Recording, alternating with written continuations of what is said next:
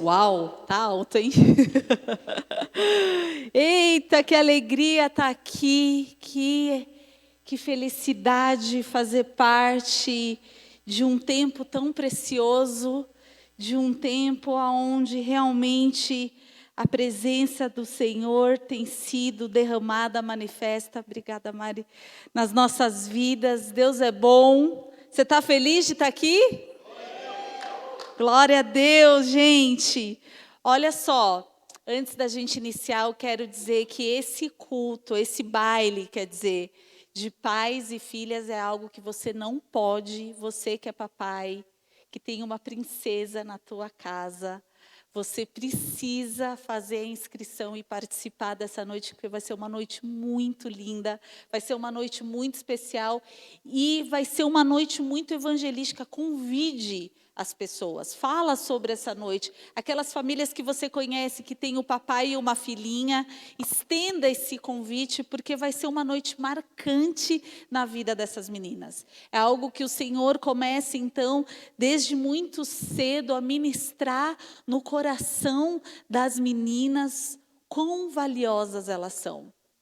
Quão preciosas elas são, quão importante elas entenderem sobre, desde pequena, que elas são separadas pelo Senhor, que quando elas crescerem e forem escolher aquela pessoa que elas vão decidir, a pessoa mais importante que a gente decide conviver na vida, a gente sabe que é um cônjuge. E a gente sabe que a gente vive debaixo de uma realidade que são tantas meninas que não entendem o valor que elas têm. Tantas meninas com autoestima tão baixa, que às vezes se sujeitam a relacionamentos tão ruins, destrutivos, enganosos, abusivos. E quando desde cedo a menina consegue entender quão preciosa o valor que ela tem para o Senhor, ela então vai estabelecendo padrões. E ao mesmo tempo que o Senhor então começa a trabalhar na vida dessa menina, o Senhor começa a trabalhar também na vida desse pai, que começa a entender que ele é a referência que essa menina precisa para estabelecer um padrão daquele que um dia ela vai escolher. O primeiro amor de uma menina, sem dúvida alguma, é o pai. E o pai, então, entendendo isso, começa a estabelecer, ele começa a entender, uau, é a partir de mim que minha filha um dia vai fazer uma decisão tão importante. Então, é uma noite realmente muito marcante, né? Tanto na vida desse pai, aquilo que o Senhor começa a ministrar no coração desse pai, como no coração dessa menina. Então é algo assim que a nossa igreja norte-americana já faz algum tempo, e a gente sempre teve o sonho de fazer isso aqui, e graças a Deus esse dia chegou, esse ano chegou, e a gente vai ter o nosso primeira noite, o primeiro baile pais e filhas, e a gente está muito animado. A gente conta muito com a tua participação e com a participação das mamães nos ajudando, porque a gente quer fazer desse lugar um lugar de princesa, que elas entram e falam, oh! Sabe? A gente quer transformar. Gente, são R$60, às vezes você vai falar, meu Deus, mas que caro para um coquetel. Mas, assim, é que a gente está tendo que ser muito criativo com esse orçamento, fazer a comida e realmente decorar esse lugar como um castelo, um lugar que elas vão entrar e vai ser uma noite memorável para elas. Então, a gente conta também com a tua ajuda para que isso aconteça. Amém? Amém, amém. Glória a Deus. Deus é maravilhoso. Eu quero confessar algo para vocês, que o meu coração, eu acredito que o de vocês não deve estar diferente. Essa série sobre a vida cristã tem sido uma série que tem nos sacudido. Eu tenho sido extremamente ministrada em cada palavra. Para mim é uma responsabilidade muito grande estar aqui, porque estava tão bom com o pastor, não é? E ele tem assim trazido para a gente essa palavra expositiva, essa carta do apóstolo Paulo à igreja de Corintos, que é uma igreja do qual a gente consegue se enxergar em tantas características, né? São tantas as coisas da qual o apóstolo Paulo vai tratando conectando com essa igreja que a gente se vê, né? A gente realmente se encontra em tantas características dessa igreja. Na semana passada, a gente foi desafiado a crescer, a gente foi desafiado a amadurecer, a gente foi desafiado a olhar para a gente e entender que chegou um momento, né? O Senhor tem nos desafiado a comermos comida sólida, a largarmos do leitinho, mas a gente sabe que para isso a gente precisa crescer. Para isso a gente precisa assumir os desafios que a gente tem recebido nessa nossa jornada, nesse nosso processo de cristianismo, de vida cristã. A gente tem entendido, o Senhor tem sacudido a gente a acordar para esse tempo e nos prepararmos para sermos uma igreja forte, uma igreja relevante, uma igreja fora das quatro paredes. Não é? Não é uma igreja só de estar aqui cultuando ao Senhor, nesse ambiente gostoso, tudo isso é muito bom, mas isso daqui é só um lugar de comunhão, um lugar onde a gente adora, louva, um lugar onde a gente se encontra, mas existe uma vida lá fora esperando por nós. Temos vivido também o desafio de entendermos com mais clareza o que é o discipulado, a importância do discipulado. Não tem como não falar de discipulado quando se fala de vida cristã, porque só aqueles, de fato, que estão caminhando conosco de perto, sabem quem nós somos, não é? Nós estamos aqui. Essa dinâmica de culto é uma dinâmica de comunhão, a gente recebe uma palavra, nós adoramos, nós louvamos, nós ceiamos, mas de fato, não tem como te conhecer. Não tem como saber quem é você, não tem como saber quais são os seus desafios, não tem como saber o que está pegando, não tem como conhecer o teu coração, a tua história, as tuas dores, as tuas mazelas, os teus traumas. Quem é você? E só a partir de um relacionamento de maior intimidade, de um irmão mais velho em Cristo Jesus, é que então há a possibilidade de você crescer nessa jornada. Eu entendo que se você está aqui é porque você anseia. É muito incrível, gente, eu preciso falar para vocês. A gente está vivendo faz tempo que essa casa, ela tem uma característica de pegar duro, não é? De pegar pesado, de instigar na palavra de Deus, no Evangelho, aquilo que o Senhor espera de nós. Eu estava pensando sobre isso, né? E eu escrevi algo assim: a gente pega duro aqui para você viver uma vida leve lá fora. Enquanto existem aqueles que querem pegar leve com você e você acaba vivendo a dureza lá fora. Porque quando a gente entende aquilo que a palavra requer da gente, que no começo, no princípio, a primeira instância parece tão duro e tão difícil, quando a gente se desafia em obediência, permitir com que o oleiro nos molde, é difícil. As arestas são cortadas e começa a doer e é ruim. Mas quando a gente toma a forma que ele sempre sonhou, é leve, é bom, faz sentido. Chega um momento que você fala assim: uau, faz todo sentido ser isso daqui. Faz todo sentido. E amados, essa leveza, essa harmonia não tem nada a ver com os perrengues do dia a dia, porque a gente vai passar. A palavra de Deus diz que a gente vai ter tribulação, que a gente vai ter problema, mas quando nós estamos no centro da vontade de Deus, é totalmente diferente encarar isso, porque há uma paz que excede todas as coisas.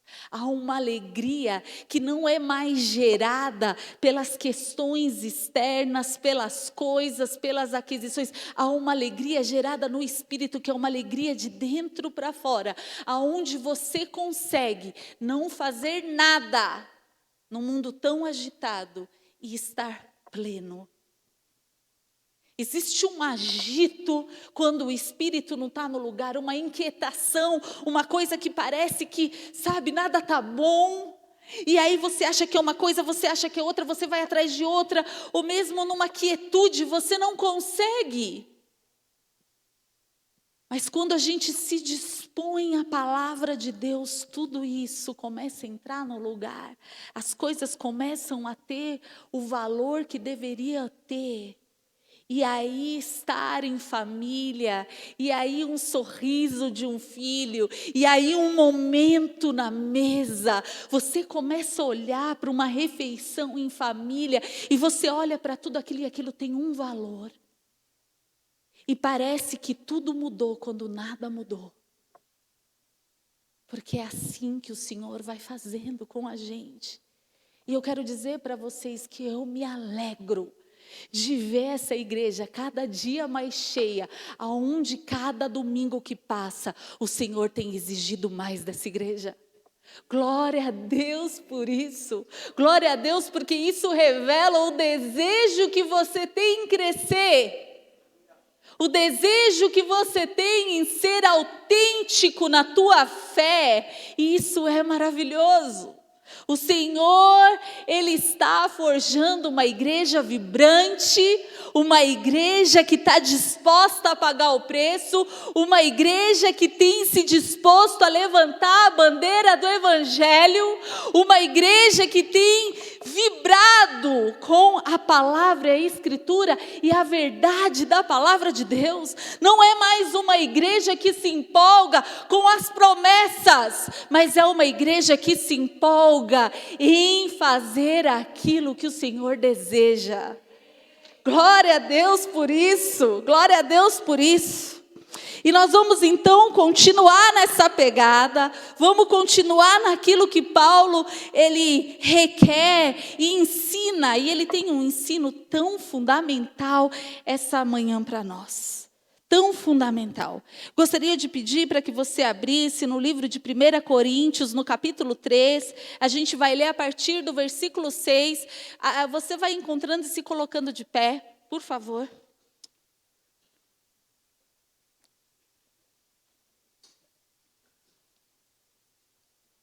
Ah, Senhor, fala conosco. 1 Coríntios 3, a partir do versículo 6.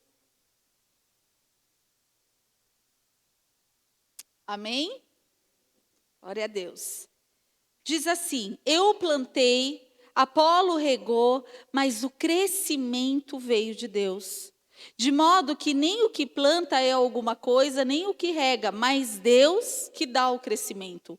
Ora, o que planta e o que rega são um, e cada um receberá segundo o seu galardão, segundo o seu próprio trabalho, porque de Deus somos cooperadores, lavoura de Deus, edifício de Deus sois vós. Feche os teus olhos, Pai, Senhor. Revela, Pai, o teu ensinamento a nós. Revela no nosso espírito, que fique encravado no nosso espírito aquilo que o Senhor deseja compartilhar conosco nessa manhã. Queremos, Pai, sairmos daqui mais instruídos pelo Senhor. Queremos sair daqui mais na revelação daquilo que o Senhor quer, daquilo que o Senhor espera de nós, daquilo que o Senhor deseja realizar em nós, para realizar através de nós. Espírito Santo, abre o nosso entendimento. Eu declaro toda a mente cativa ao Senhor. Eu declaro, Senhor, que o inimigo não vai gerar nenhum tipo de distração nesse momento, mas que toda a atenção será dada a Ti, Senhor, porque nós viemos aqui para isso, viemos para sermos instruídos pelo Senhor e assim queremos sair daqui nessa manhã. que a tua vontade, que é boa, perfeita e agradável, seja estabelecida no nosso coração nesse dia. Em nome de Jesus. Amém. Amém.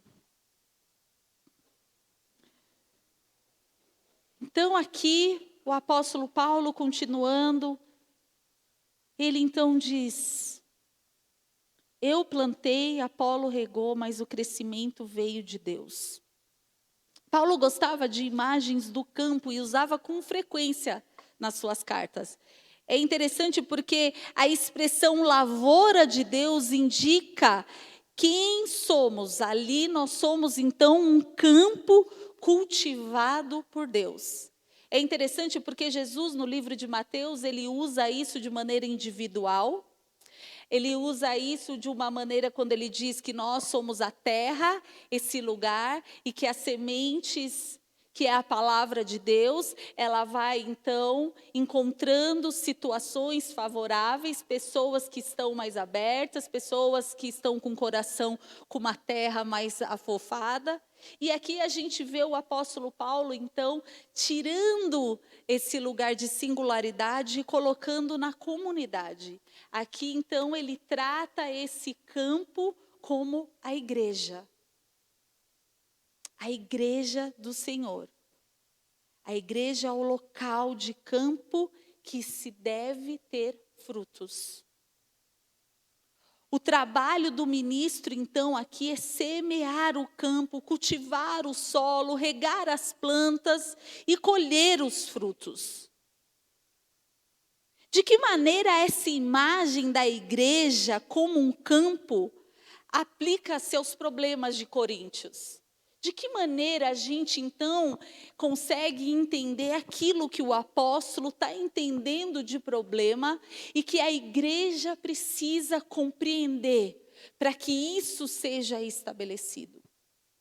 É algo que não é, amados, uma questão histórica, cultural do tempo.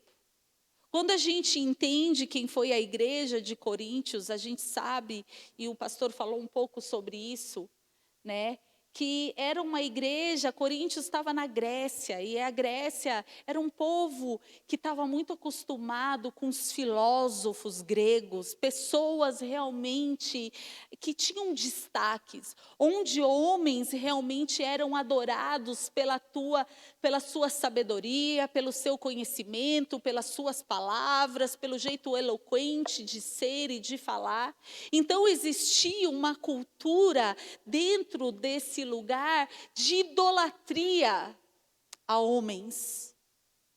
E aí, de repente, esse povo chega na igreja, se converte a Jesus, mas aquela maneira de ser, aonde parecia que havia uma necessidade de olhar para o homem e colocar ele no lugar aonde ele não foi feito para estar, existia ainda essa necessidade no coração daquelas pessoas.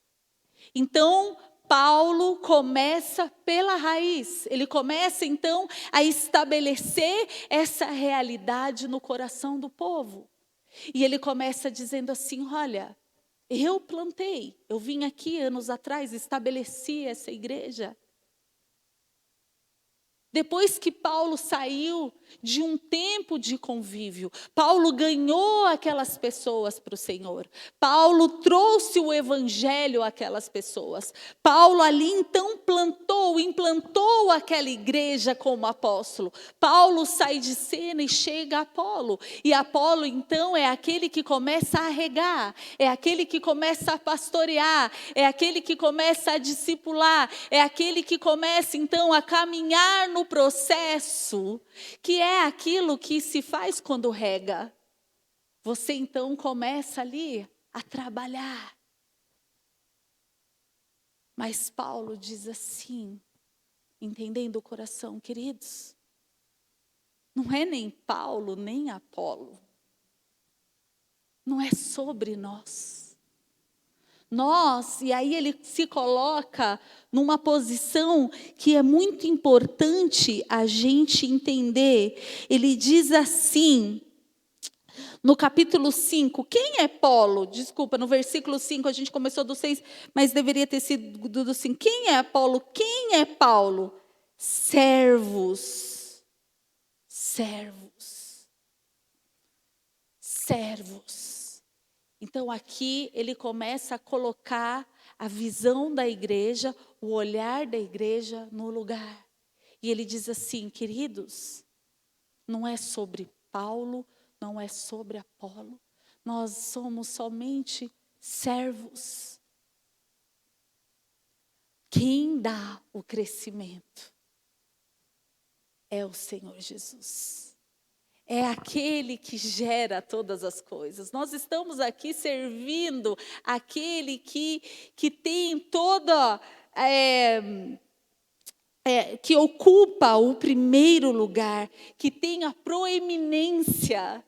Paulo está falando assim, o Senhor é o Senhor da proeminência. A proeminência é aquele que recebe o destaque, é aquele que é o principal, é aquele aonde toda adoração, é aquele aonde todo olhar se deve voltar.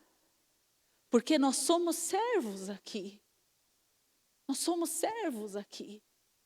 E, amados, como a gente tem que cuidar do nosso coração em relação a isso? Eu tive uma experiência muito marcante na minha vida, muito marcante.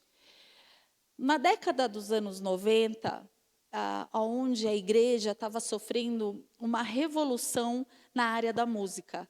Até então a gente cantava os hinos, as harpas, não existia muita instrumentalidade e tal, até que surgiu nos Estados Unidos um grupo chamado Hosanna Music. E esse grupo, ele revolucionou a música e tinha um líder que era o Ron Kenoly. Quem lembra do Ron Kenoly? Quem é dessa época? Vamos denunciar aí. E esse ministro, esse cantor, gente, sério, ele era muito conhecido.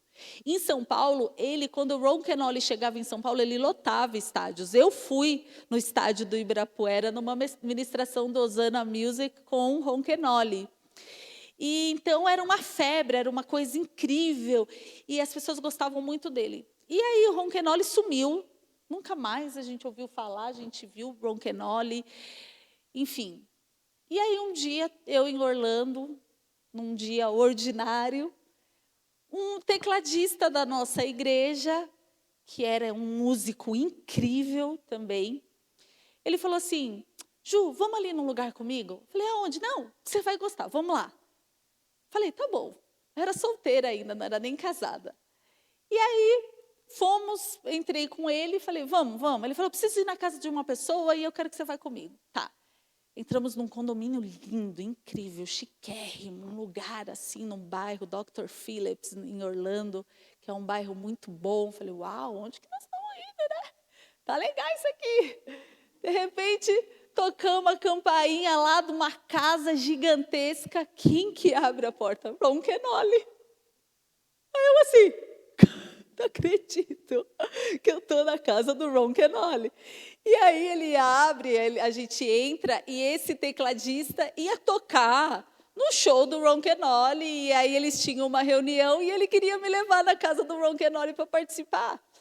E ali eu só assistindo os dois, conversando tal, e naquela molde assim, tipo, eu não acredito que eu estou aqui, umas situações assim que a gente vive que demora um pouco para cair a ficha. Enfim, conversa vai, conversa vem, ele nos serviu, a gente tomou um lanche gostoso, estava só ele lá na casa. E aí, dado o momento da conversa, eu falei assim, nossa, ele é pastor, nunca mais te vi no Brasil, eu nunca mais teve um show teu, o que aconteceu? E aí foi uma resposta inesquecível. Ele disse assim, pois é, eu sempre gostei muito do Brasil, muito do povo brasileiro, eu sempre vivi coisas muito gostosas lá, mas eu preciso dizer algo para você. Chegou um momento que eu não pude mais ir para aquela nação, porque eu percebi que eu corria o risco de acreditar que eu era algo que eu não sou. chegou um momento onde o povo queria encostar em mim, para sair poder de mim. E eu senti que, eu vou dizer algo para vocês, o Brasil precisa cuidar muito com um coração idólatra. E eu percebi que aquela nação começou a me idolatrar. E por isso eu entendi da parte de Deus que é um lugar que eu não posso mais ir. Falei, uau! Foi um misto de vergonha, do tipo, não sei se eu deveria ter feito essa pergunta ou não, do tipo, uau, olha o coração desse homem, que coração sincero, que coisa linda, ao mesmo tempo que vergonha de ser brasileira, e sabe assim, e pensando, meu Deus, será que eu fui tiete em algum momento, sabe? Mas, brincadeiras à parte, como a gente tem que vigiar o nosso coração.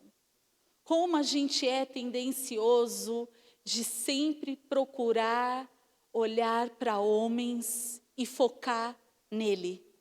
Sabe, queridos, não tem nenhum problema a gente admirar pessoas, não tem nenhum problema a gente se inspirar em pessoas. Eu acho muito difícil a gente ser liderado por quem não nos inspira. Eu acho muito difícil a gente parar para ouvir aqueles que a gente olha como modelo. Eu mesmo já trouxe essa palavra aqui. É muito necessário que um líder cristão possa olhar e falar assim, olha, você pode me imitar assim como eu sou imitador de Cristo, entende?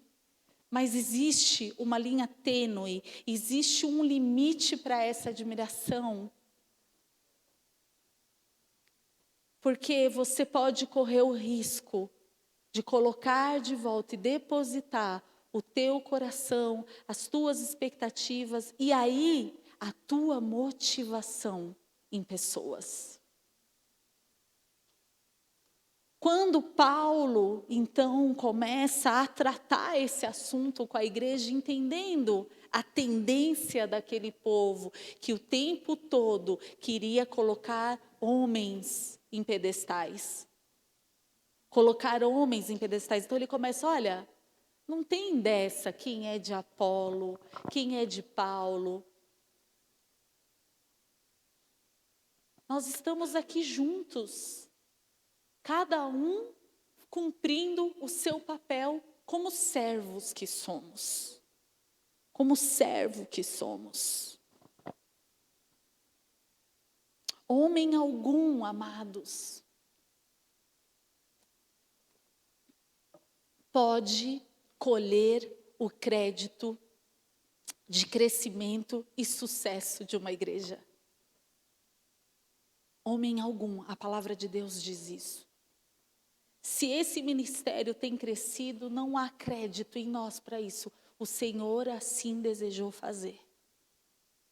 O Senhor assim desejou fazer. Porque um planta, outro rega. Mas quem dá o crescimento é o Senhor. É o Senhor que é dono do jardim. Quando a gente se dispõe a obedecer o dono do jardim, a gente vai contribuir para esse crescimento. Em obediência à palavra dele, eu vejo assim, sabe, queridos? Quando a maturidade é gerada, porque tudo isso, esse paralelo de jardim, de lavoura, de plantar, de regar, é para que haja uma colheita. E essa colheita é o quê? A colheita dos frutos. Você vai colher o quê? Um fruto que está pronto a ser usado. Existe um propósito nesse fruto, a ser comido, né? Esse fruto, a se colocar à disposição naquele que foi o propósito do fruto. Eu me lembro que teve uma vez, não muito tempo atrás, que eu compartilhei com vocês de uma árvore de caqui na minha casa, que ela encheu-se de caqui. E eu fiquei admirada, falei, uau, que incrível esse pé de caqui aqui. Mas, queridos, eles eram todos pequenininhos, a árvore carregada de caqui, tudo verdinho. Um dia eu acordei e estava tudo no chão. Tudo no chão, um desperdício, nem os passarinhos queriam. sem propósito, só sujeira, só deu trabalho, serviu de nada. E aí,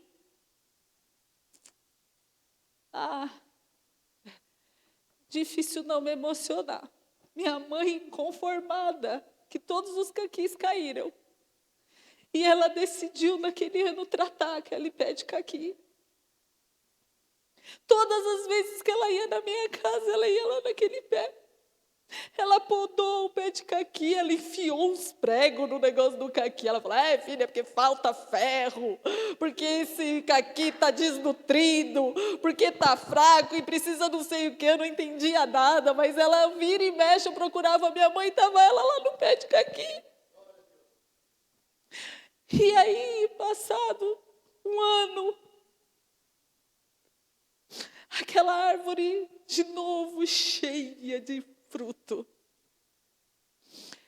E eu acompanhando aquilo, e de repente ele começou a mudar de cor. E eu falei, meu Deus, está amadurecendo, meu Deus, está amadurecendo. E não muito tempo depois, estávamos lá, eu e o Bento, colhendo caqui. E ele é apaixonado por caqui. E ele só fala que tudo que ele mais quer é plantar um pé de caqui na casa nova. E eu quero caqui, ele quer. Ele se apaixonou pelo caqui. E eu falei, nós vamos plantar um pé de caqui, mas a gente aproveitou, a gente deu para os vizinhos, para o dono do pé de caqui que morava do lado, e ele ficou admirado. Meu Deus, quanto tempo que não dava caqui nesse pé, eu não acredito. E estou eu, a semana passada, pensando nesse pé, porque é época de caqui, já comprei caqui para o Bento, e pensei, meu Deus, vou bater lá no seu timo para ver como é que está o pé de caqui. Porque amadureceu e serviu para o seu propósito. De alimentar.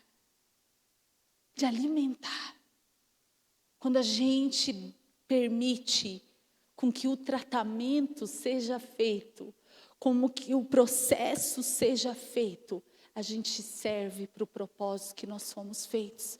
Porque o Senhor sempre sonhou com um povo maduro, um povo pronto, um povo que passa por todos os processos de crescimento. Bebê, meninice, adolescência e a vida adulta.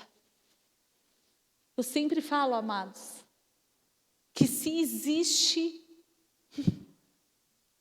um benefício que pode ser que não se alcance, mas é o único. E é muito frustrante quando não se alcança, porque é o único benefício. Deixa eu te dizer algo aqui. O único benefício de envelhecer é a chance que você tem de amadurecer. Porque se você envelhece e não amadurece, cara, é só ruga.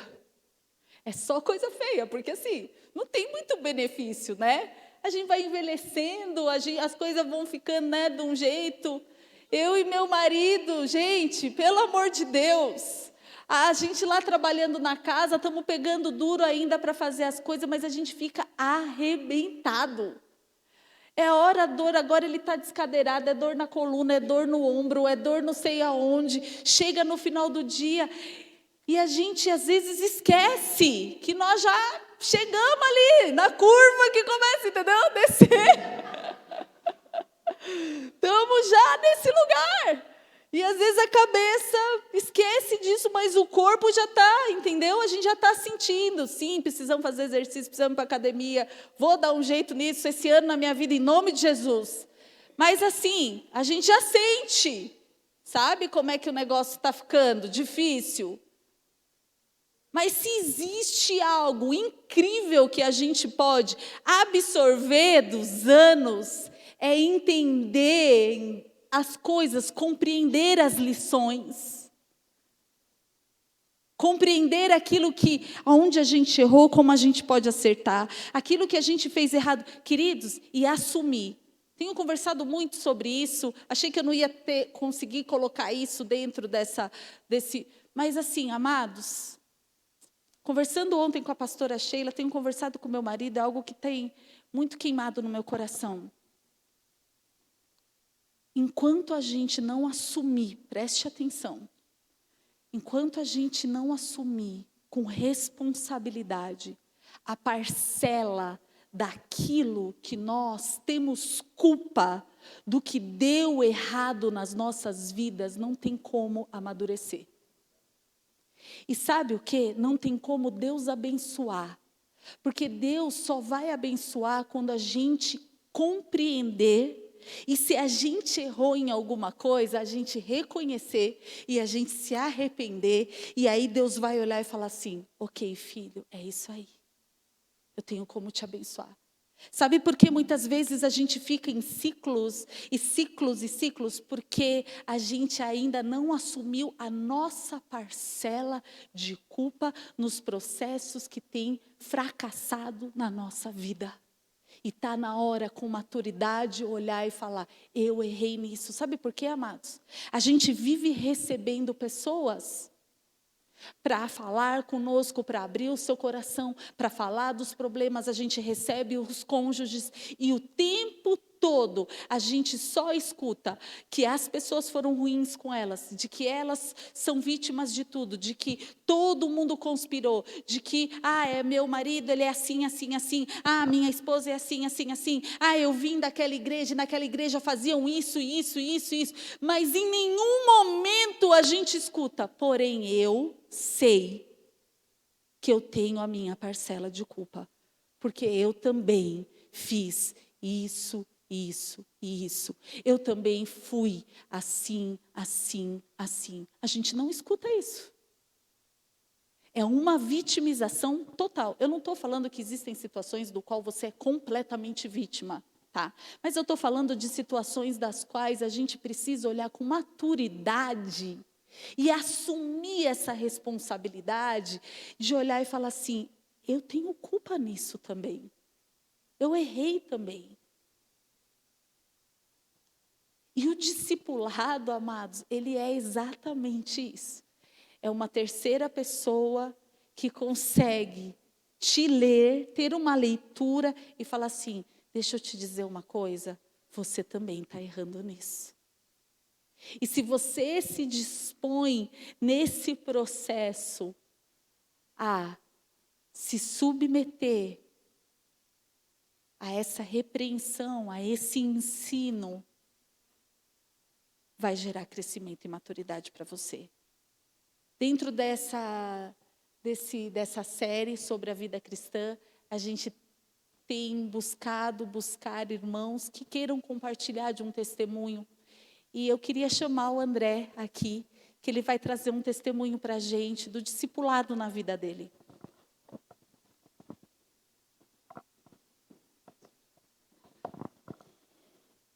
Bom dia, igreja. Que bom vê-los todos aqui, né? Eu sabia que quando subisse aqui as pernas iriam tremer, o coração ia palpitar, né? É muito difícil a gente se expor, né? A gente tem uma tendência natural de nos fechar, né? E não abrir algumas situações. Bom, para quem não me conhece, eu sou o André, marido da Lu, pai da Vitória, pai da Isa. A gente já está congregando nessa casa já há quase 3 anos, né? Tem sido bênção a nossa caminhada aqui. E sobre discipulado, eu queria apresentar para vocês 2 perspectivas na minha vida, ou 2 estações, né? A primeira estação, uma não tão boa assim, que é aquela de não se permitir, né?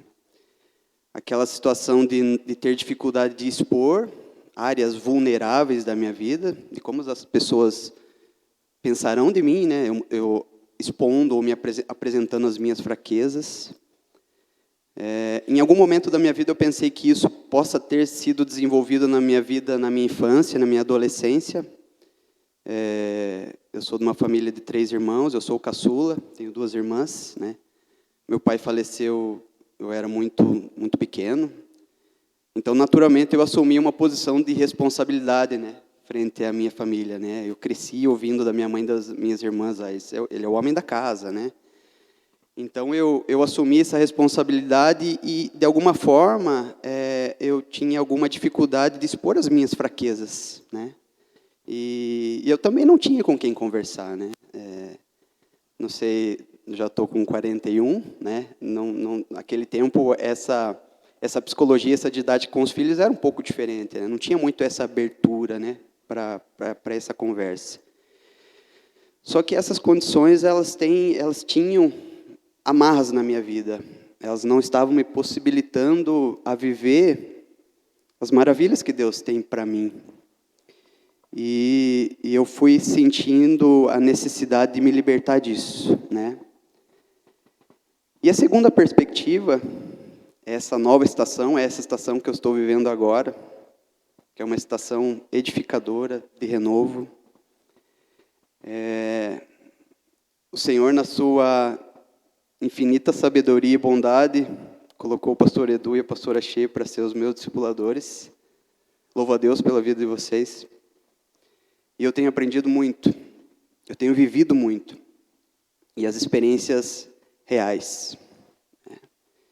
E essa condição de se permitir ser discipulado, muitas vezes, a gente vai ouvir aquilo que a gente não gostaria de escutar. Muitas vezes as admoestações, os aconselhamentos, as áreas que são vulneráveis, elas precisam ser trabalhadas. E é sobre isso se alimentar de alimento sólido. É sobre isso se desenvolver. É sobre isso crescer em maturidade espiritual. E assim, meus queridos, eu tenho sido agraciado pelo Senhor. Tenho sido mimado por várias áreas. A começar pela minha base, né? A minha estrutura familiar, né? Que é o que pega. Então, diante disso, eu desejo de todo o meu coração que essa minha experiência seja a sua experiência, né? Que você experimente isso, que você se permita isso. E assim, meus irmãos, esse em casa é tremendo. Ele te permite ser de verdade. Para as pessoas que você conhece, para as pessoas que você convive, para as relações que você vai construindo de intimidade, de comunhão, de adoração, o compartilhamento.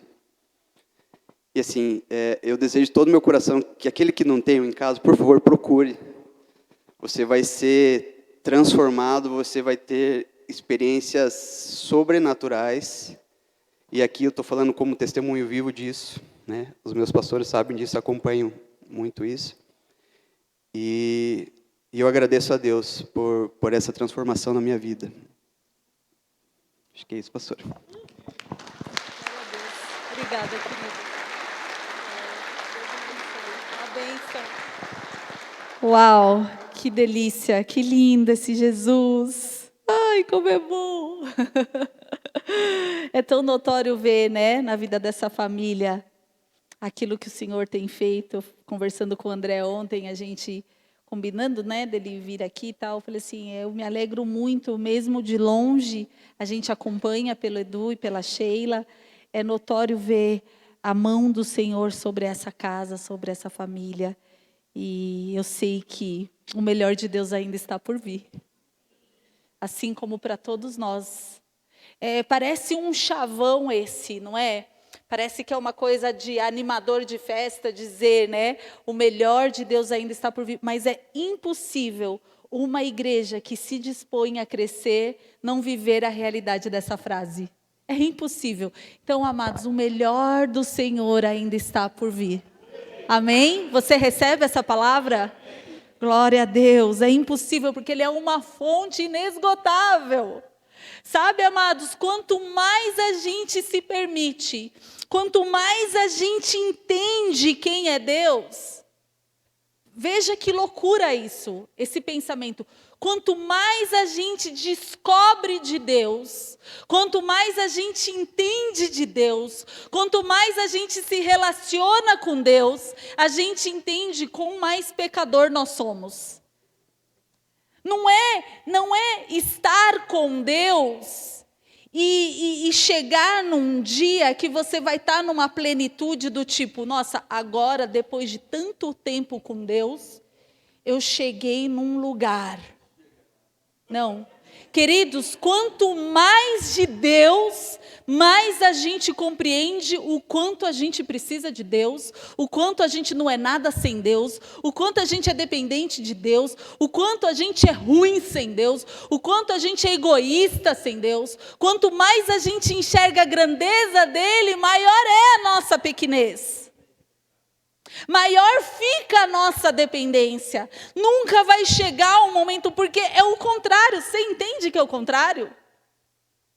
Só um menininho na fé acha que chegou. Não, mas o que eu estou fazendo já é o suficiente. Se alguém te disser isso, ele é um baby. Não tem como. Porque quanto mais a gente dimensiona a grandeza dele, a gente vai entendendo quão dependentes somos. O obreiro, então, olha só, para terminar aqui. Ninguém pode fazer, essa palavra também nos ensina, todo o trabalho sozinho. Um trabalho em conjunto naquilo que se diz da obra do Senhor Jesus aqui. Nós sabemos disso. O Senhor Jesus nos fala sobre isso também. Então, existem 3 lições que eu acho que é muito legal a gente extrair dessa passagem. A primeira dela é a diversidade do ministério. Existe uma diversidade. Ora, obreiro, dedica-se a arar o solo, o outro a plantar a semente, o outro a regar a semente. Com o passar do tempo, aquelas plantas começam a crescer, aquela árvore começa a crescer, e terão aqueles que vão participar da colheita desses frutos. Tem os trabalhadores, porém, essa colheita, ela é para todos. Entende que existe uma diversidade na função, mas a colheita é para todos, porque no final, aquele que está plantando, aquele que está regando, aquele que está arando, ele está fazendo um trabalho para quê? Para que dê o fruto, para que haja a colheita. Todos no final vão colher. Quando eu penso nisso dentro da nossa realidade, eu penso assim, uau, existe aqueles que estão servindo no estacionamento, existe aqueles que estão na equipe da limpeza, existem os professores do refuginho, existe o voluntário que está tocando aqui, que está ministrando, existe aquele que traz a palavra. Mas todos com um único só propósito, mesmo na diversidade que existe, o propósito de se alcançar vidas, o propósito de que toda língua confesse, que todo joelho se dobre, reconhecendo o senhorio de Jesus. Quando a gente pensa nos 5 ministérios, eles vão culminar nisso. Tem aqueles que são o evangelista, é aquele que vem e que ele ganha. Tem o pastor, que é aquele que cuida.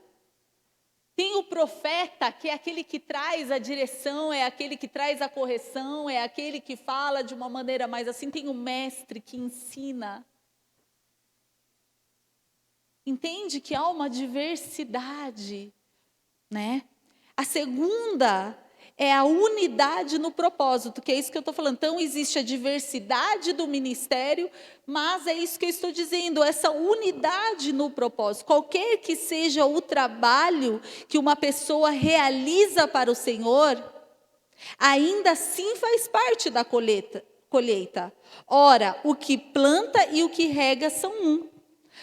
Paulo, Apolo, Pedro não competiam entre si, antes cada um realizava a sua incumbência sobre o propósito que deve haver igualmente a unidade de espírito. Então, os apóstolos, eles estavam sendo enviados para estabelecer a igreja. Não existia competitividade entre eles, existia um propósito. Um propósito. Sabe que é perder toda a essência da coisa? É se entra essa tal da competitividade. Perdeu-se a essência. Porque, amados, se eu estou aqui estabelecendo uma igreja, preste atenção, porque eu acredito que essa cidade precisa ser alcançada.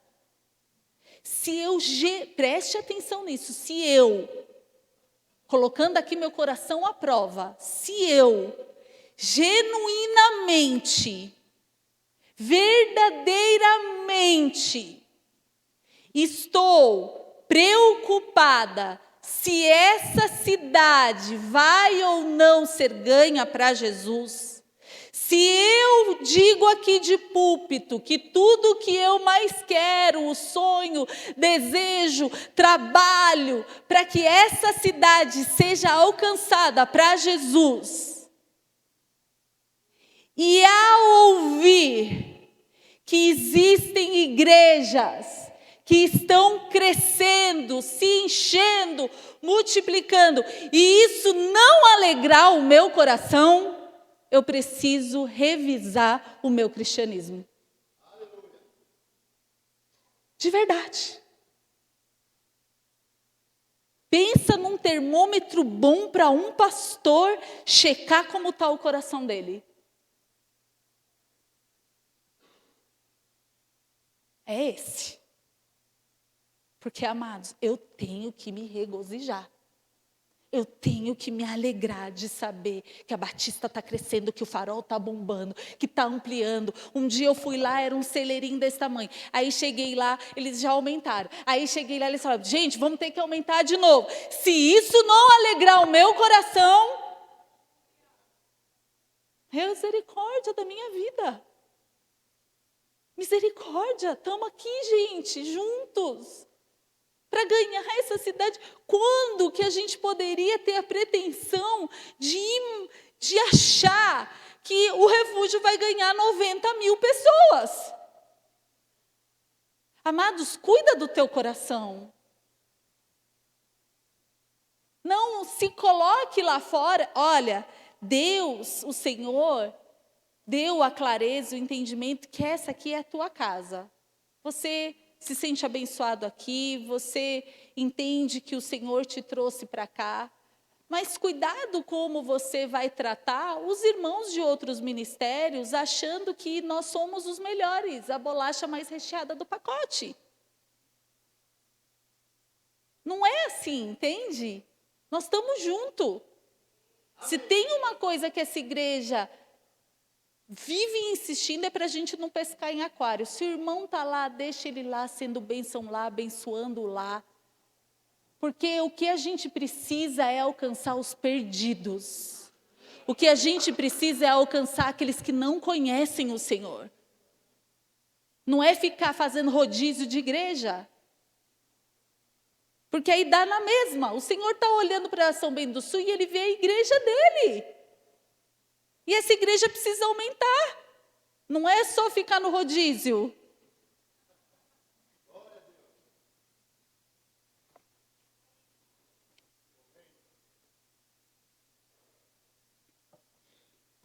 É disso que ele está falando aqui. E a terceira coisa é a humildade de espírito. Não são os trabalhadores humanos que produzem a colheita. Ela vem da mão do Senhor, da ceifa, do crescimento que vem de Deus. De modo que nem a planta é alguma coisa, nem o que planta é alguma coisa, nem o que rega é alguma coisa, mas é Deus que dá o crescimento. É verdade que Deus ordenou aos seres humanos que fossem seus ministros aqui na terra. Mas sem a bênção de Deus, os seus esforços seriam em vão. A gente sabe que o Senhor estabeleceu os homens para serem ministros aqui. Mas esses homens precisam estar humildes, debaixo do governo do Senhor e levando a glória a Ele. Porque não há homem algum que possa se gloriar dizendo: eu sei o segredo do crescimento. Eu sei o porquê, vem aqui que eu vou compartilhar com você e você. Não, amados.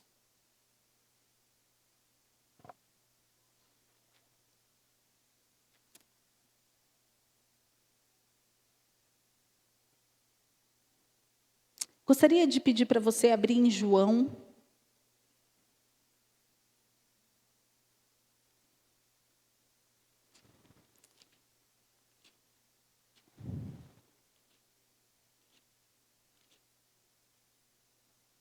João 15, de 1 a 8. Aqui a gente vai entender um paralelo que a gente tem que entender que quando o Senhor decide dar o crescimento, Ele está dizendo àquela casa de que o processo está sendo feito da maneira do qual Ele aprova. Então, o crescimento, ele é o fruto. Olha só, aqui fala assim: eu sou a videira verdadeira e o meu pai é o agricultor. Todo ramo que estando em mim não der fruto, ele o corta. E todo o que der fruto, limpa para que produza mais fruto ainda. Vós já estáis limpo pela palavra que vos tenho falado. Permanecei em mim e eu permanecei em vós. Como não pode o ramo produzir fruto de si mesmo, se não permanecer na videira? Assim, nem vós o podeis dar, se não permanecerdes em mim. Eu sou a videira, vós os ramos. Quem permanece em mim e eu nele, esse dá muito fruto, porque sem mim nada pode fazer. Se alguém não permanecer em mim, será lançado fora, à semelhança do ramo, e secará. E o apanham, lançam no fogo e o queimam. Se permanecerdes em mim e as minhas palavras permanecerem em vós, pedireis o que quiserdes e vos será feito. Nisto é glorificado o meu Pai, em que deis muito fruto, e assim vos torneis meus discípulos. Olha só, e assim, a partir do momento que você se permite ficar, que você glorifica o Pai, que você permanece ali na ceifa, que você se dedica e se abre ao processo, e assim vos torneis meus discípulos. Como o Pai me amou, também eu vos amei. Permanecei no amor. Olha só, aqui está falando, não tem como. É impossível nós estarmos inseridos na ceifa e não se gerar fruto. Esse fruto não são só vidas e pessoas, esse fruto é o fruto que dá na nossa vida de transformação, de libertação, é o fruto do qual o André aqui compartilhou conosco. Ele tem colhido do fruto de se permitir ser cuidado. A casa dele tem colhido desse fruto de crescimento e amadurecimento espiritual. Amados, resumindo, o Senhor está ansioso para que nós cresçamos. Para que Ele possa, então, tratar com a gente, sabe? Olho no olho. Tem coisas que a gente fala assim para uma criança, né? De vez em quando o Bento resmunga, o Bento reclama, a gente explica uma coisa, ele não entende, aí a gente brinca e fala assim, meu Deus, parece criança, né?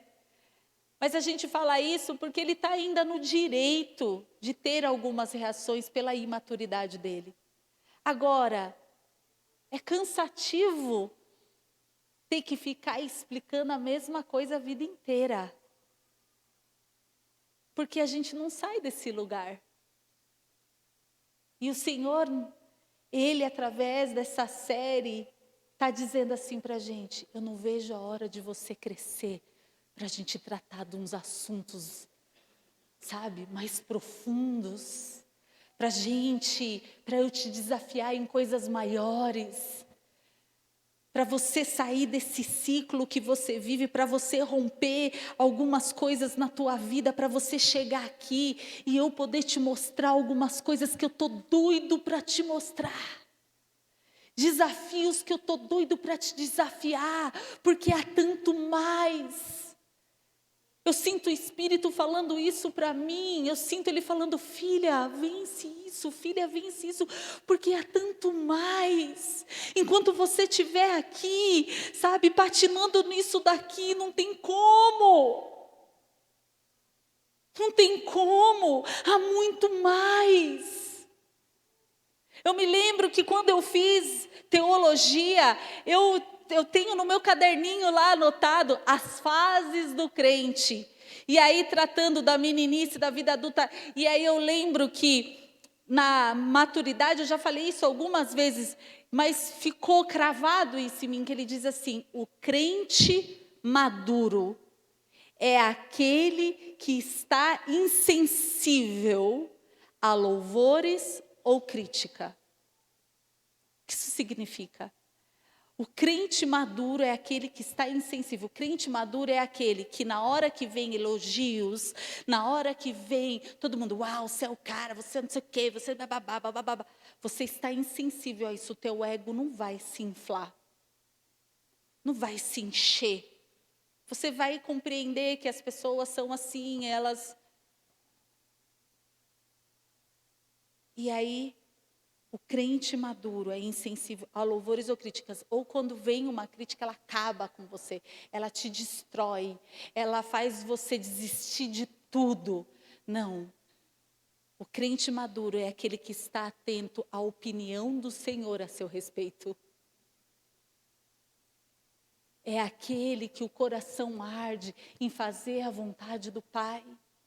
É aquele discipulador que está disposto, com toda a convicção do mundo, eu vou falar aquilo para o meu discípulo, e pode ser que ele saia da igreja, pode ser que ele não goste, que ele saia da igreja, mas ele está disposto a correr esse risco, porque ele entende que essa é a vontade do Pai.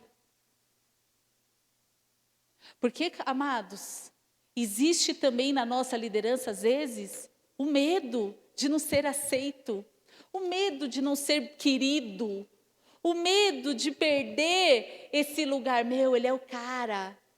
Aí, de repente, o Senhor fala assim, fala para ele ou para ela que ela precisa mudar nisso. Ah, não, porque se eu falar, ela nunca mais olha na minha cara. E aí, amados, é um momento que o Senhor está aqui. E aí, você vai fazer a minha vontade ou a sua? Você prefere ficar bem na fita comigo ou com ele? Ou com ela? E aí nosso coração, mais uma vez, é colocado à prova. Quantas vezes, queridos, eu e o pastor nos sentimos nesse lugar, nessa encruzilhada? Amados, a gente às vezes vai para discipulado passando mal. Borboleta. Dor de barriga.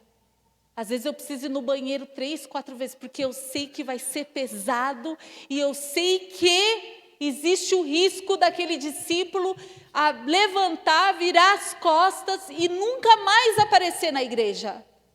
E tem horas que a gente tem certeza que é isso que vai acontecer. E a gente olha e fala, e aí? E a gente é muito tentado a dar uma diluída no Evangelho. Colocar uma água, desconcentrar um pouco, porque está forte, está pesado. Mas aí o Senhor está lá olhando. E amados, eu vou dizer uma coisa para vocês. Já vivemos as duas experiências. A experiência de diluir, entrar no carro e ter vergonha de olhar para Deus. E já vivemos a experiência de ser concentrado, de chorar na nossa alma, mas de olhar para cima e de estar em paz com Deus.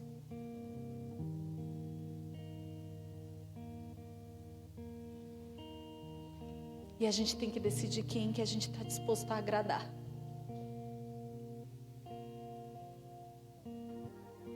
É hora de crescer, meus amados. Nós como líderes, discipuladores, nós como discípulos do Senhor Jesus, eternos discípulos, o Senhor requer e quer que a gente cresça para nos levar a lugares mais altos, a entendimentos mais profundos, a ideias mais mirabolantes e loucas, para confundir os sábios dessa era. Tem coisa que não dá para pedir para menino.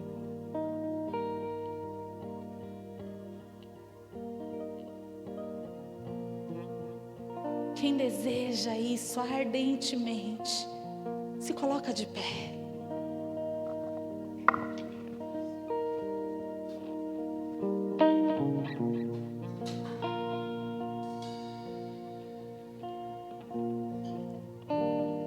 Eu quero, sabe o que, nessa manhã? Eu gostaria de convidar você, lembra que eu falei sobre as responsabilidades que você precisa assumir, porque isso vai gerar maturidade em você, sabe, de todo o teu vitimismo, de tudo aquilo que você tenta justificar, que você tenta culpar um, culpar outro, culpar aquele outro, mas que, sabe, chega uma hora na nossa vida diante do Evangelho, que não dá mais para a gente ficar escorado nessas coisas, porque enquanto a gente ficar escorado nisso, a gente está dizendo que aquilo que Jesus fez não foi o suficiente. Não foi o suficiente para te livrar desse lugar, para te tirar desse lugar, desse estado que você pode estar e se encontrar na tua alma, nas tuas dores, nas tuas mazelas, nas tuas feridas, nas tuas queixas, nas injustiças. São muitos os perrengues que a gente passa na vida, mas está na hora da gente começar a olhar para tudo isso e, sabe, entender a nossa parcela. Falar, Senhor, me mostra onde eu errei, porque eu quero crescer, eu quero passar de fase. E também você que de repente coloca muito a tua expectativa nos homens, que você está fazendo, que você está servindo, esperando dos homens reconhecimento, esperando dos homens esse olhar de aprovação, que você não está muito preocupado com o Senhor, que é o dono de tudo, que é aquele que rege todas as coisas. O quanto o teu coração está desejoso em fazer a vontade dEle em primeiro lugar. O quanto o teu coração deseja em corresponder à expectativa dEle, assim como foi ministrado no dízimos e ofertas. Porque, amados, a gente se coloca no lugar de ter um monte de expectativa em relação a Deus.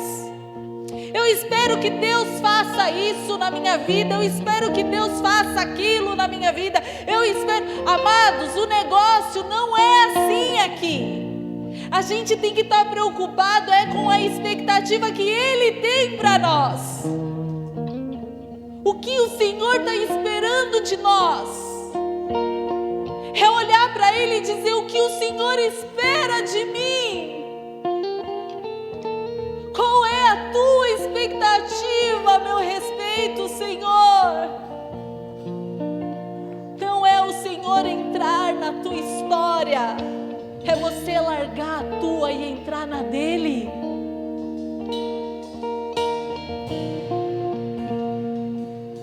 O altar está aberto para você colocar o teu coração diante do Senhor. Se o Espírito está te ministrando, coloca tudo isso diante dele, coloca o teu coração diante dele. Se coloca como terra fértil, se coloca como aquela terra de Mateus, onde a semente caiu e deu fruto.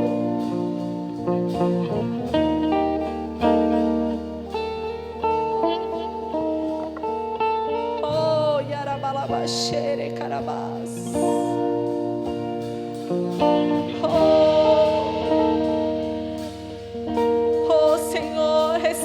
corações, corações maleáveis, coração de carne, não coração de pedra. O Senhor não tem como trabalhar em corações de pedra.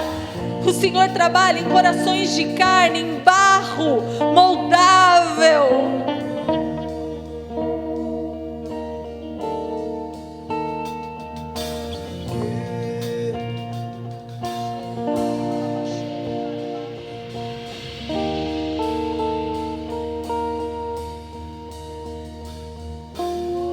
Tu és mais real que o chão que eu piso.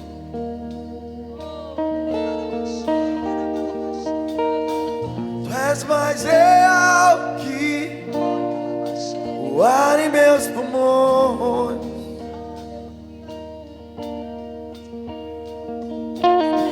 Teus pensamentos me definem.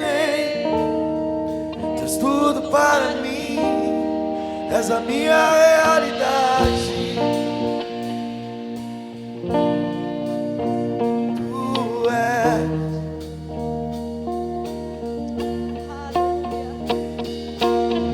Tu és mais real que o chão que eu piso.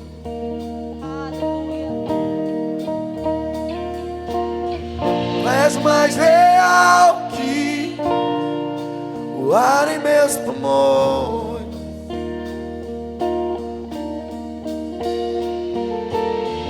Teus pensamentos me definem. Tu és tudo para mim, és a minha realidade. És a minha realidade.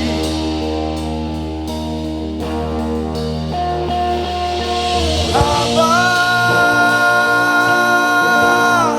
eu pertenço a ti.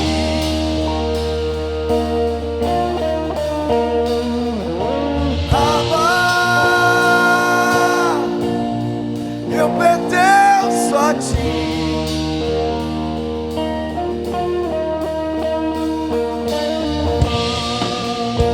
Somente a ti, somente a ti,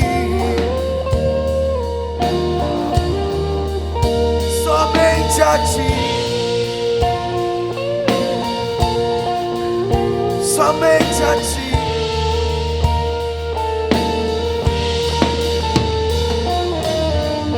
Estás mais perto do que a canção em meus lábios.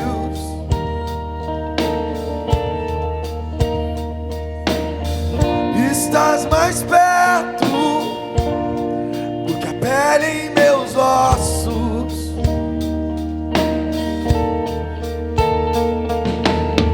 Seus pensamentos me definem. Tu és tudo para mim, és a minha realidade. És a minha realidade. Declare, igreja. Abba, Abba, Abba, eu pertenço a ti.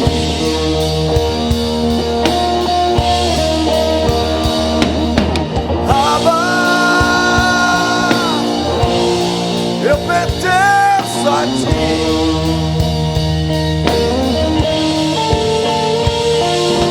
Abba,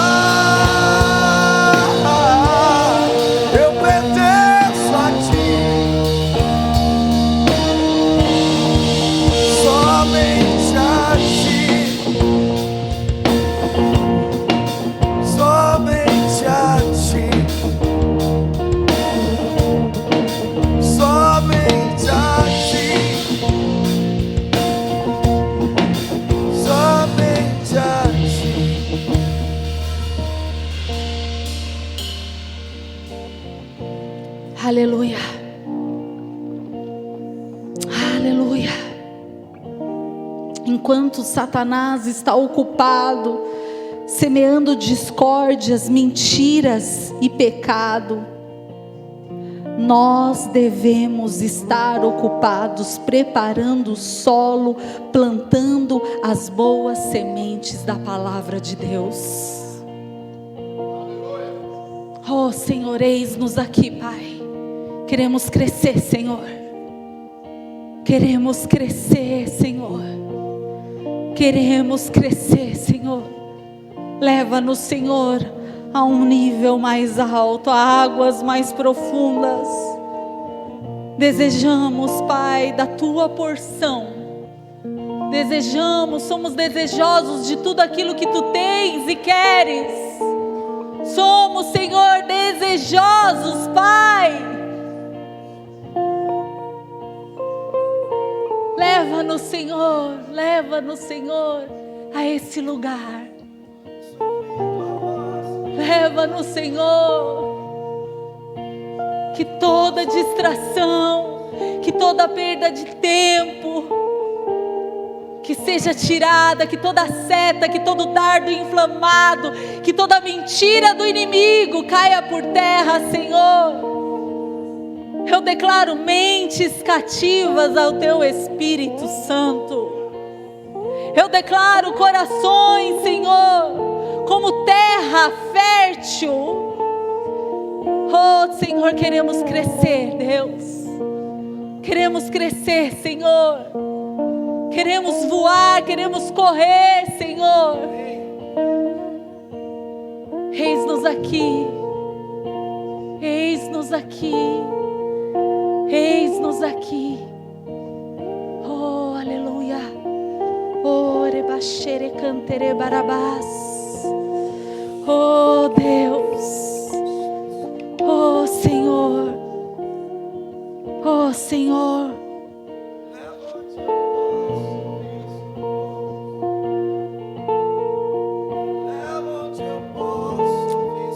O Senhor Deus deseja aumentar seu campo.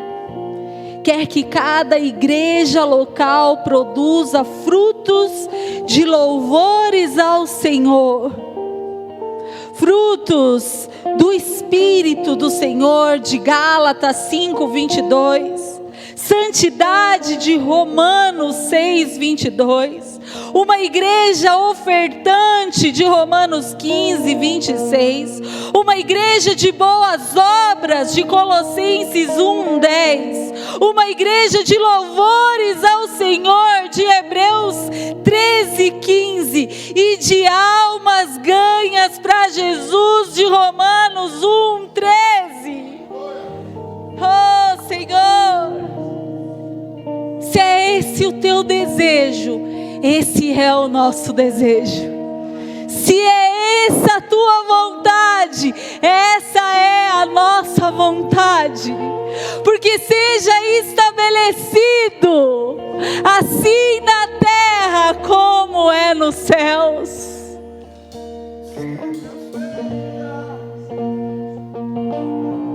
Que seja feita a Tua vontade, assim na terra como nos céus.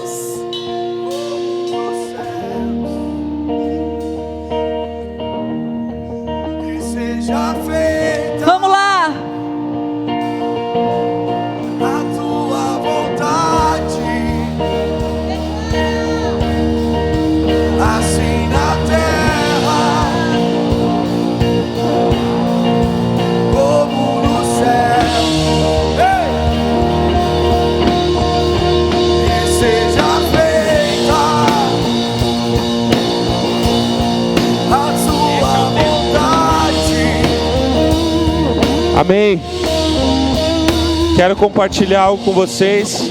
Enquanto nós estávamos aqui orando ao Senhor, o Senhor me trouxe à memória o Salmo 1, que diz que nós, aquele que não se assenta na roda dos escarnecedores, que nós somos como árvores plantadas junto a ribeiros de água, que no devido tempo, na devida estação, produzem o fruto. E eu quero dizer uma coisa para nós nessa manhã. Esse é o tempo. É o tempo que Deus está procurando frutos na minha e na tua vida. É o tempo em que Ele quer colher desses frutos. Então se permita esse amadurecimento, se permita esses pregos serem enfiados, se permita ao tratamento do Senhor, porque esse é o tempo em que Deus quer colher em você algumas coisas que Ele precisa para essa época. Amém? Em nome de Jesus. Vamos encerrar então. Feche seus olhos, levanta suas mãos para o alto. Deus querido, obrigado. Obrigado pelo privilégio de sermos conduzidos pela Tua Palavra e o agir do Teu Espírito. Leva-nos em segurança, abençoe a nossa entrada, a nossa saída. Senhor, providencie para nós, Senhor Deus, oportunidades de amadurecimento ao longo dessa semana, para que sejamos provados e aprovados pelo Senhor, em nome de Jesus. Amém e amém. Um beijo no teu coração, uma boa semana.